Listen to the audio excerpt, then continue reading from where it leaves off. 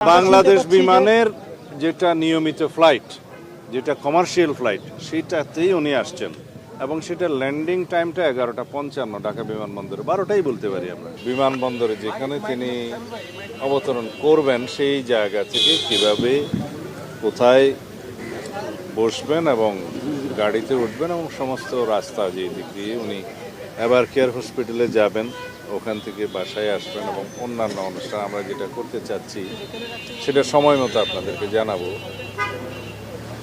সেগুলো সরজমিনে আমরা একটু পরিদর্শন করে এবং সংশ্লিষ্ট সকল কর্তৃপক্ষের সাথে একটু সমন্বয় করতে গিয়েছিলাম। আর নিরাপত্তার বিষয়টি আলাদাভাবে সরকারের সংশ্লিষ্ট মহলের সাথে সব বিভাগীয় প্রধানদের সাথে আমাদের নিরাপত্তা টিমের যিনি প্রধান এবং অন্যান্য সদস্য আছেন তারা সমন্বয় করছেন বেশ কয়েকদিন থেকে। সরকারের পক্ষ থেকে আমরা বেশ সহযোগিতা পাচ্ছি এবং আমরা সারা দেশের আমাদের সমস্ত জেলা পর্যায়ে, উপজেলা পর্যায়ে, ইউনিয়ন পর্যায়ে পর্যন্ত আমাদের সকল সংগঠনের, বিএনপি সহ সকল অঙ্গ সংগঠনের সকল নেতাকর্মীকে আমরা ইনস্ট্রাকশন দিচ্ছি কিভাবে তারা 24 তারিখের রাতের মধ্যে অথবা 25 তারিখের সকালের মধ্যে তারা আমাদের প্রিয় নেতাকে স্বাগত জানাতে ঢাকায় আসবেন। এর মধ্যে সারা দেশের সমস্ত জনগণের মধ্যে ব্যাপক উৎসাহ উদ্দীপনা আছে। দীর্ঘ 17 বছরের কষ্টের নির্বাসিত জীবন শেষে আমাদের এই দেশের গণতন্ত্রের রক্ষা কবচ, আমাদের আগামী দিনের, আগামীর বাংলাদেশের যিনি নেতৃত্ব দেবেন ইনশাআল্লাহ, তাকে এক নজর দেখার জন্য আমরা গণতন্ত্র অবমুক্ত করতে পেরেছি। ফ্যাসিবাদের বিরুদ্ধে সংগ্রাম করতে করতে এই ফ্যাসিবাদ বিরোধী রাজনৈতিক সংগ্রাম, গণতান্ত্রিক সংগ্রামের সুদীর্ঘ 16-17 বছর তিনি নেতৃত্ব দিয়েছেন আমাদের।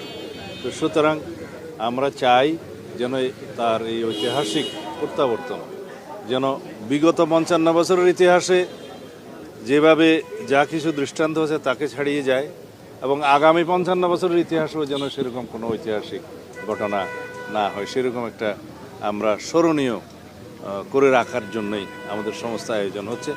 আশা করি সারা দেশের মানুষের জন্য অপেক্ষা করছে। আপনাদের সকলের সহযোগিতা প্রয়োজন।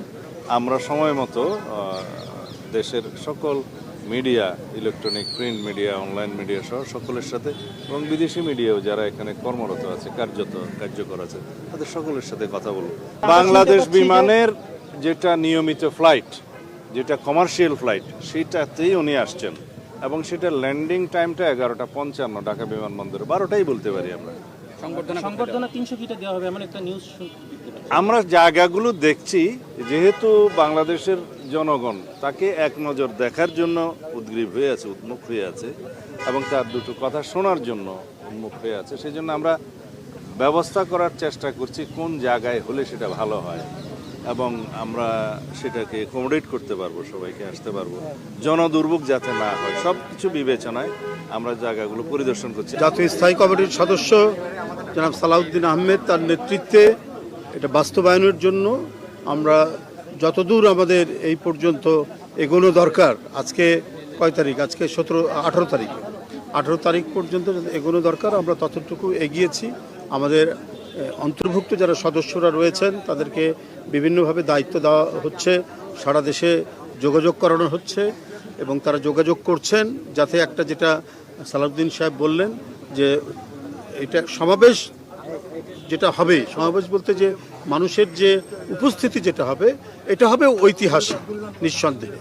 সেই মানে ইতিহাসের স্মরণীয় জনসমাগম নিশ্চিত করার জন্য আমাদের এই কমিটির নেতৃবৃন্দরা দিনরাত তারা পরিশ্রম করছেন এবং কাজ করে যাচ্ছেন।